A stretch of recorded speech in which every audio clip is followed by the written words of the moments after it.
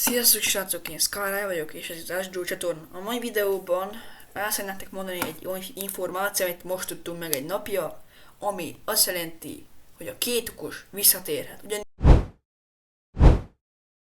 Isahawk felrakott egy Instagram posztot, ahol leírta, hogy New Story to Tell, ami azt jelenti, hogy vagy élőadás keretein belül, ami ugye náluk szokásos, vagy egy videó lesz, ami elég izgalmasan, és már fél éve nem lett semmilyen élőadás, amit közösen csináltak.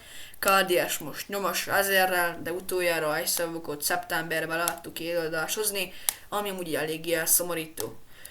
Amit megnéztem a közösségi posztot, és amúgy észrevettem, tehát csináltattak egy képet, ahol szerepel két okos láda, ahol benne van a Shillow Slide, a dupla véspóló, egy kamera, a milkshake-jük is, és egy pár kép az emlékükről, ami ugye a videózásban szerepel, és a 100 000-es díjat is feltüntették.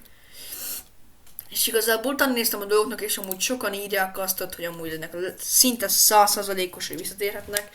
És amúgy régen láttam videót, hogy sajnos nem találok már meg, ahol mondják a 2025. április 11-e, amit nem tudjuk, hogy miért fontos dátum, de amúgy ez azt is jelentheti, hogy aznap fognak visszatérni, és ez csak egy hónappal előtti poszt, hogy készüljünk valamire.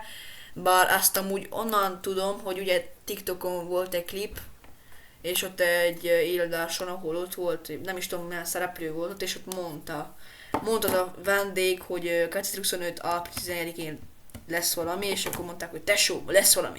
Ugye nem gondoltak arra, hogy abba hagyják, de most lehet, hogy eszébe jutott, és akkor arra fogják időzíteni a visszatérésüket. Meglássuk. Igazából csak ennyit tudunk, ha tudok, meg tudok többet, akkor lesz Part 2. Iratkozzatok fel és menjetek a lájkot. Szevasztok!